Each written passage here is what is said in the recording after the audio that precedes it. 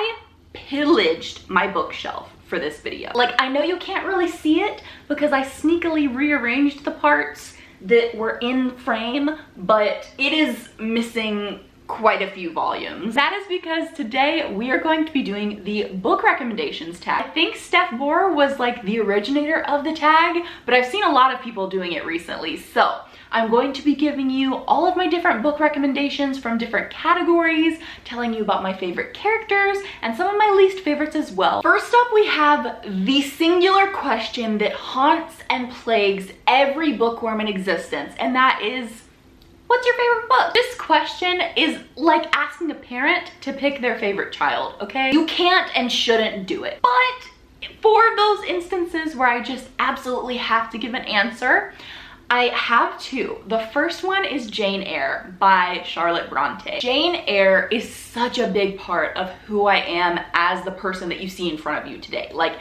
it shaped my ideas on morality, on love, on friendship. And so even though I was not an orphan, raised in a terrible boarding school, and abused until the time I turned 18, when I went to be a governess for this fancy rich man, like, none of that happened to me, but I still felt like I had found a kindred spirit in Jane. Now, that being said, I also have a more contemporary answer for this question because I feel like sometimes people make certain assumptions about you if your favorite book is also a classic, and I do not want to come across as like pretentious or snobby, because that is genuinely not why Jane Eyre is my favorite book. Like, it is not like, oh, let me just pick a classic to sound smart. It literally just happens to be my favorite book.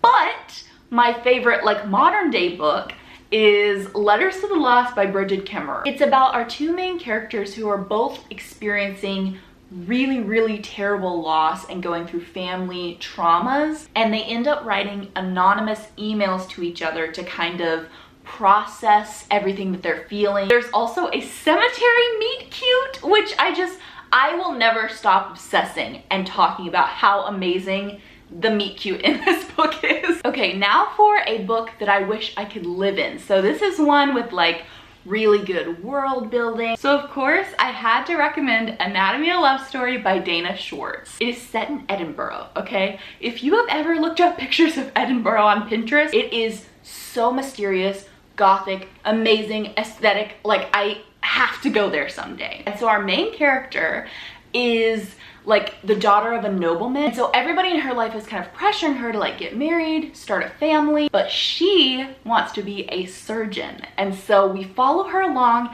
as she's desperately trying to be admitted into the medical school in Edinburgh. So we spend a lot of time in like these really cool, prestigious academic buildings. Aside from the fact that there's kind of a low-key plague being spread around in this town in the story as well, other than that, I would love to live there. And then seeing as it's finally getting closer to summer, of course, I also had to talk about the Summer I Turned Pretty series. I feel like we all wish that we had two very attractive, sweet, funny, smart brothers fighting over us and taking us to the beach. So I really don't need to explain myself here. Next up, we have a book that I would consider my guilty pleasure, and that one is easy.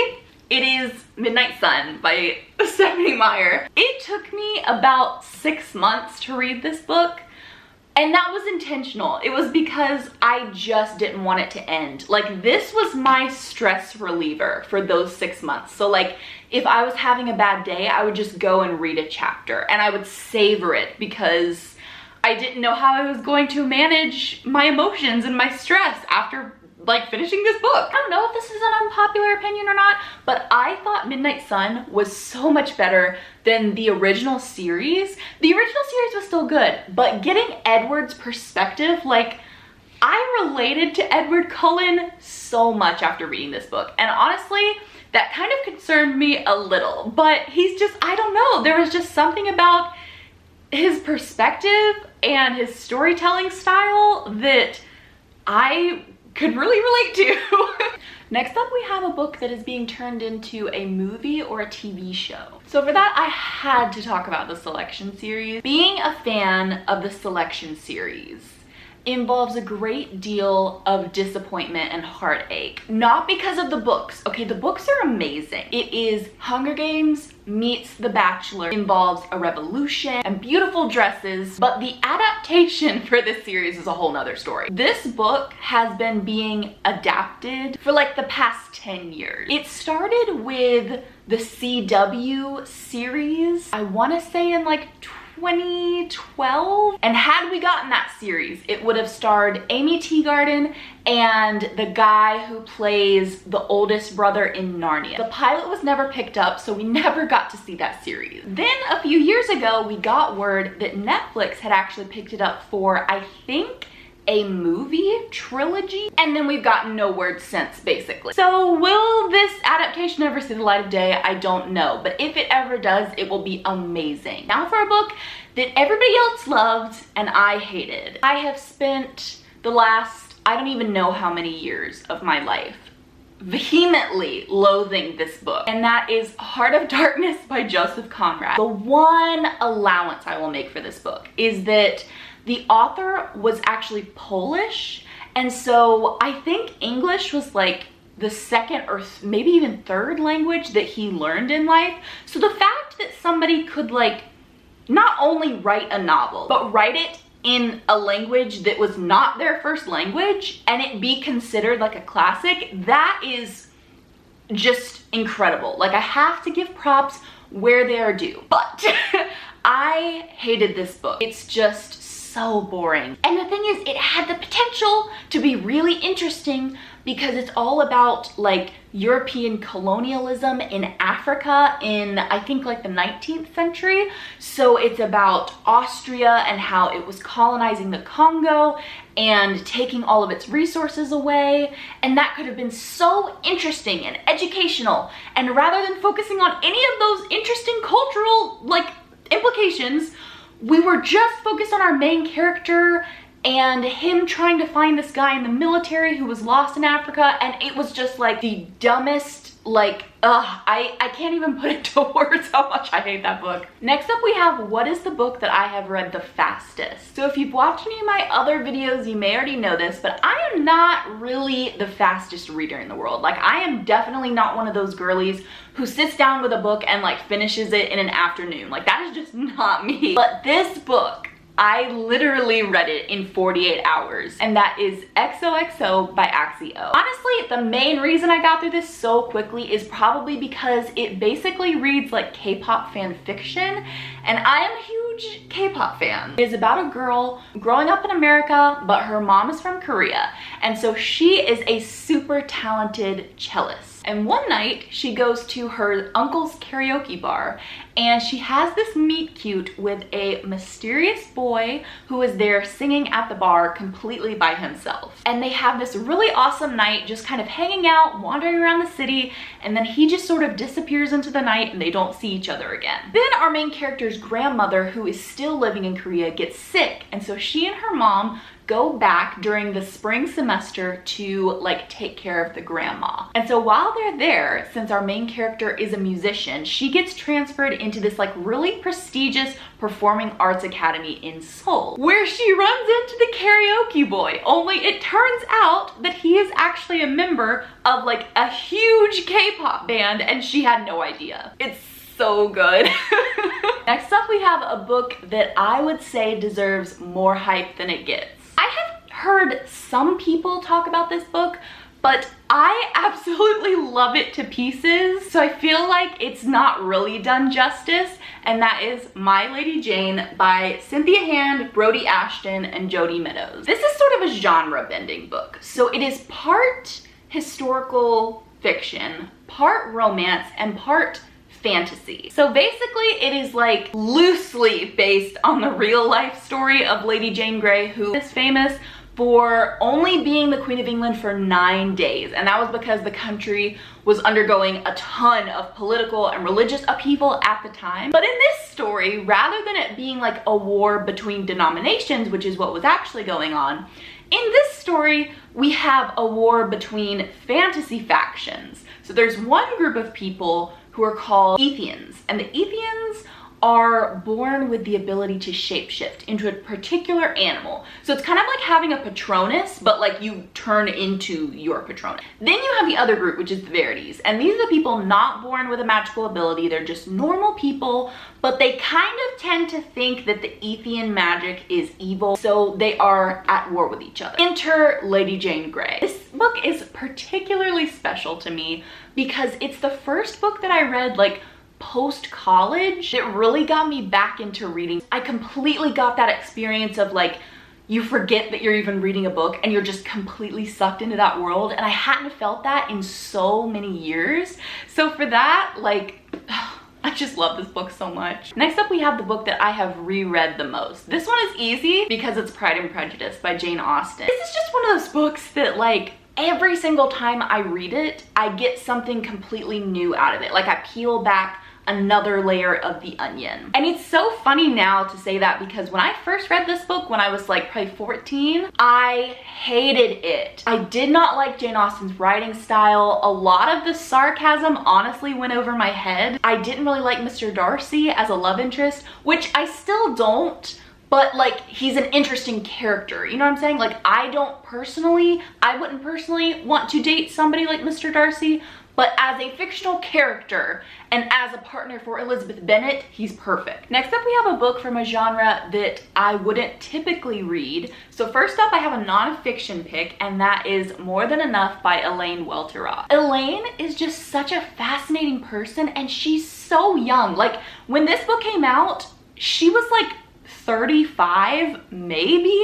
So like the fact that someone could have done enough interesting things to warrant having a biography by the time they're in their 30s is one of the most impressive things I've ever heard. She was the youngest editor-in-chief ever at Condé Nast. She was the editor of Teen Vogue in her 20s. And I think she was only like the second Black person to be an editor for that corporation as well. So like completely just smashing barriers left and right. I mean, this book is amazing. And then completely switching gears, another genre that I'm trying to get more into, but I haven't really been brave enough to totally dive headfirst into is manga. But oh my goodness.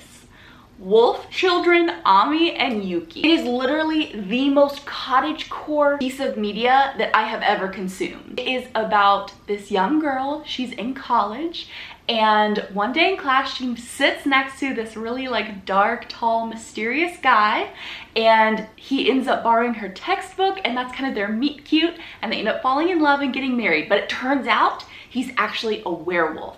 And so when they have kids, their kids are also werewolves. And so sadly the dad dies, so the human mom ends up having to like raise these two wolf cub children on her own, and they move out to the country, and it's very like My Neighbor Totoro style, like just really cute little house out in the middle of nowhere, and they're just growing up amongst nature, and it's just, it's so warm and cozy and fluffy. Now for a book that completely deserves every single bit of hype that it gets. That is the Once Upon a Broken Heart books. I cannot get Eva and Jax out of my head. They are my new favorite fictional couple. And okay, the memes for this fandom are top tier. Just to sum up Eva and Jax's relationship, Evangeline says, "I'm gonna ask you to be respectful," and Jax is like, "I will politely decline."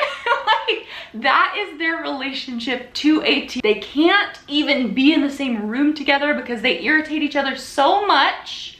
That's our starting point. And then there's an entire book of just that, which is Once Upon a Broken Heart. We were given no crumbs. And then finally in book 2, we are given just the faintest of little romantic crumbs.